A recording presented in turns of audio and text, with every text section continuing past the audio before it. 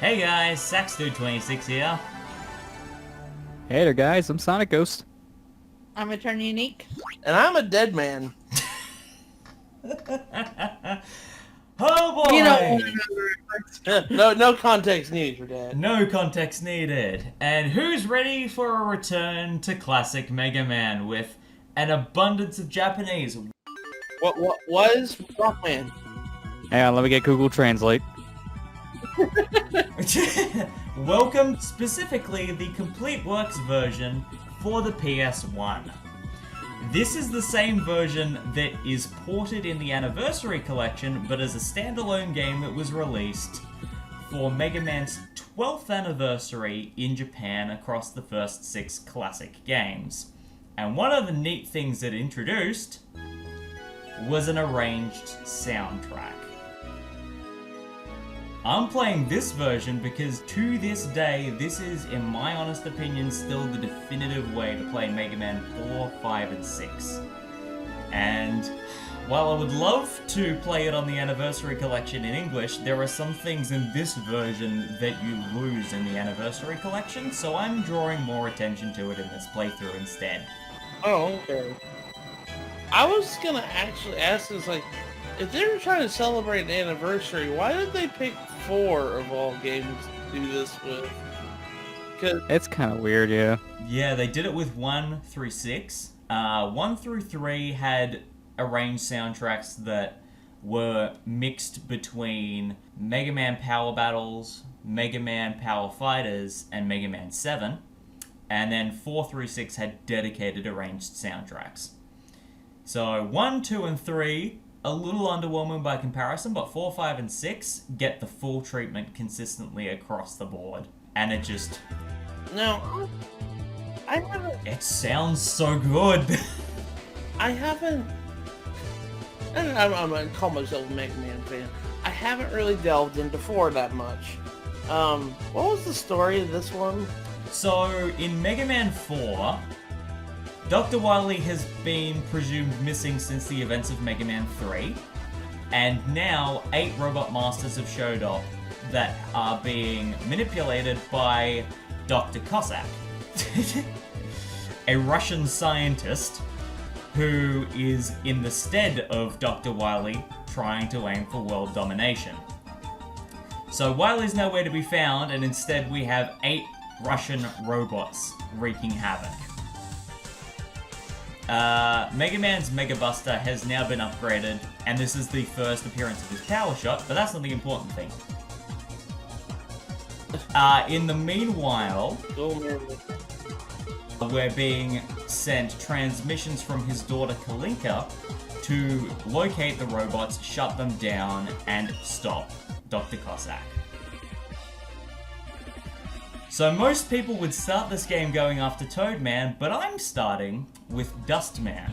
And changing it up. And immediately you're going to see a lot of changes in the HUD that are specifically in Navigator mode, which changes the HUD a little bit to be a little more indicative of how it looks in Mega Man 8. Yeah, because that's Mega Man 8. You will have also seen an exclamation mark flashing on screen because Navigator mode, again, gives you navigation hints coming from a character relevant to the plot of that game. So in the case of Mega Man 4, it is Dr. Cossack's daughter Kalinka. She's also sent the robot bird Beat around to help us as well. Yeah, that's definitely different for this version, because in the NES version, Beat doesn't just flat out tell you where to go. But I can't do with a robot bird. Yeah, Beat isn't actually playable and usable until Mega Man 5, but canonically, Kalinka has access to him in Mega Man 4. Now the hint system, I believe just past this enemy, I actually have got it popping up here, and I've got a transcript. Where is it? The floor here may come away as you get near it. Be careful not to be hit by an enemy and fall into a pit. Mega Man! Mega Man! I mean, to be fair, better than what I got with Google Translate. That just told me fall on enemy. Sorry. That's all I can get. The other neat thing about Navi mode is not only does it tell you the game's difficulty, but it also gives you a map feature of the layout of your level and the ability to change your button combinations on the fly. So as you're seeing here, Mega Man's Mega Buster with its newly introduced charge shot is a little unwieldy in Mega Man 4, but it's still pretty fun to use, and this is pretty much the staple for Mega Man's standard playing arsenal all the way through to Mega Man 9. Which they took away for some obvious reason. Well, that's because they introduced it for Proto Man as DLC. Yeah, well, then also they had this hindsight of thinking, you know, it's been a while since we've done Mega Man. Let's go back to its roots. What's the most popular game? 2. You know what 2 had? Nothing. So let's give Mega Man nothing. Oh, people actually like that stuff? Alright, give that stuff to Proto Man instead. And as you would have also seen, that robot who just showed up there is Eddie. He's another staple that's just been introduced to the series, and every time you encounter him, he drops, usually, a helpful power-up. Thankfully, this time he gave me an E-Tank, but there have been times when he literally walks up to me and gives me a small weapon energy. Yeah, I hate that so much. Hey, what do you got for me today? Oh, good. Garbage. But Marley, I can't do shit with a robot bird.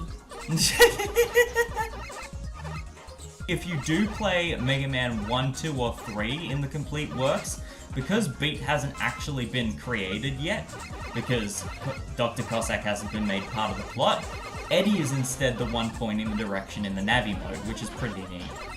So I do like those neat little touches. Yeah. A lot of the Navi mode features I do tend to ignore, but the two things that I love the most about it are just the aesthetic changes and the arranged soundtrack. Plus, it's technically the first game in the Cossack series that allows you to switch weapons using the shoulder buttons. Yeah, but to be fair, nowadays, if you're playing one of the NES games, you play it through one of the collections in general. Whether it be like this, the Anniversary Collection on GameCube, PS2, the Legacy Collection is probably the best way, if you want to be honest, to play a lot of these games, because of the automatic weapon switching you have on shoulder buttons. And not only that, you have save states and fast forward and all that. Exactly. Yeah.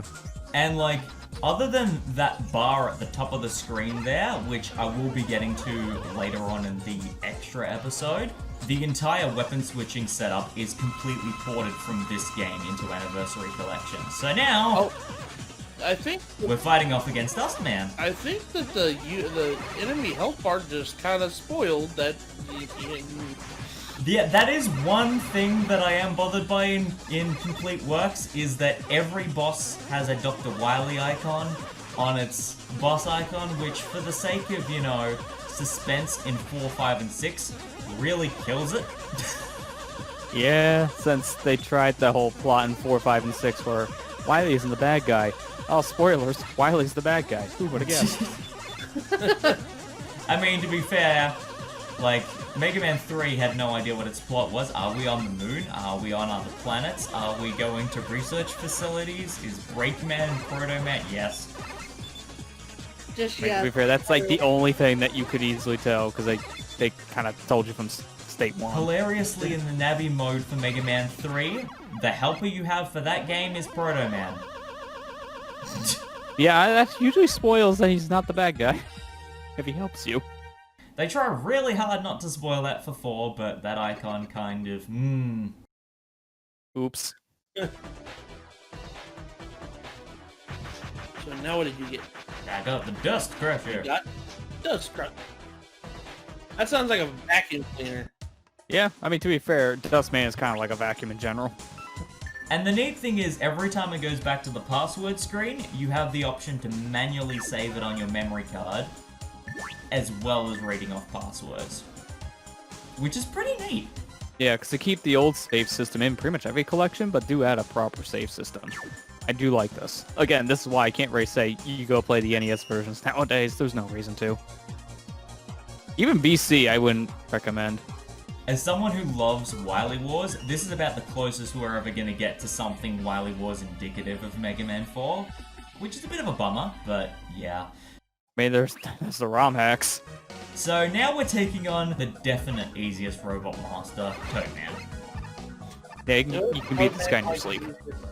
Robot Master in general, like, of all of them. He's one of them, yeah. Toadman The first time you play, if you don't notice his pattern immediately, he can cause problems. But in the grand scheme of things, his stage is a little bit more threatening than he is. Yeah, the stage is the harder part about this one. Especially in the opening section. Rule of thumb, Mega Man games that involve wind and rain. A bit of a pain. Yeah, those are usually the hardest. See me carefully making those jumps. Looking at the one stage from Mega Man 9, it's just like, oh yeah, halfway, it doesn't seem that bad. Oh, then they threw all these precise platforming jumps and then rain and wind. Oh, joy. I'm gonna have fun. They actually reference this section of this level in Mega Man and Bass. Hilariously. And it's just as frustrating. I can believe it. Wait, you mean Mega Man's hard? Oh, Man, I thought it was a child's game. What child I beats mean- this? you know, and that's the thing, like, until just recently, like you said, like, you brought that up, Lester, in one of the streams that we were just doing. I didn't even know Mega Man 11, I was playing on the hard difficulty. Yeah, by default, the difficulty, I don't know how it is in other regions, but at least for the English releases of it, the names of the difficulties are a little off. So whatever default difficulty you select, but the default it just puts you to is technically the hard mode, not normal. So, They weren't pulling another Mega Man 2, clearly. Yeah, I mean, yeah, that's like one of the only games I can think off the top of my head did something similar. Because normal and expert is, literally normal for us is an easy mode, and the hard mode is Japan's standard normal mode. Remember this conversation about difficulty select when we get to the extra part. You'll see what I mean. Because as you may have seen when I paused before for Navi mode, it said level difficulty normal. And we'll get back to that later. that robot that you just beat was just looked like a giant escargoon. Yes. I mean, that is what it is. Weird that it shoots its eyes at you, though. Gigantisnail. Fantastically frustrating. Oh, especially this But one. only if you run into his eyes. Which is, at least he's a little bit... I stand corrected. Marley, if some punky blue robot dude came up and started shooting lemons in your eyes, you'd be kind of upset too. Because, you know, lemons kind of sting when they kind of get in your eyes. Yeah, it's not necessarily the best version of an eye bath. I mean, is there any good eye baths? Because I can argue no. I mean, I'd say the bath's intended for usual bathing, most of the time. eye wash stations are technically supposed to relieve your eyes whenever you get chemicals in them and you're burning your Yeah, no, they don't. No, they don't. The water stings too. I know from experience. When in doubt, lemons. At least it isn't lemon juice. It just make it worse. And I'm getting pummeled by lemons, by these fish at the Yeah, moment. these fish are weird because they only jump when you jump, but if they're on a bad pattern, then you can just jump right into them while trying to make a jump of your own. It's funny because in this initial run here, I hadn't played the game for about 2 years before recording this. By the end of this playthrough, some of these areas are going to look trivial, I'll say that much. Oh boy, here's Toadman. Is everyone ready for the most intense boss battle ever? Now look at me wiggle. That's it. This is all you get. I'm Toadman. Look at me do nothing. I mean, to be fair, you're actually cheesing the heck out of this guy. You're stun locking him with perfect timing. Yeah.